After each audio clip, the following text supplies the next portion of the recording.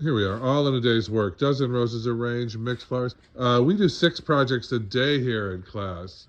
How hard was that to do? Not hard. This is my student. She is from Ukraine. And she's studying here with me in Austin. Her topiary, and I love this one, her hydrangea-based design with Matsumoto roses and a little bit of pit. Which one was hard, if there was one that was hard? Oh, there was one. Yeah, they're right. Which one was hardest? This one. Yes. I told her. The mixed vase one, which is the #1 order in America, is the hardest arrangement to do.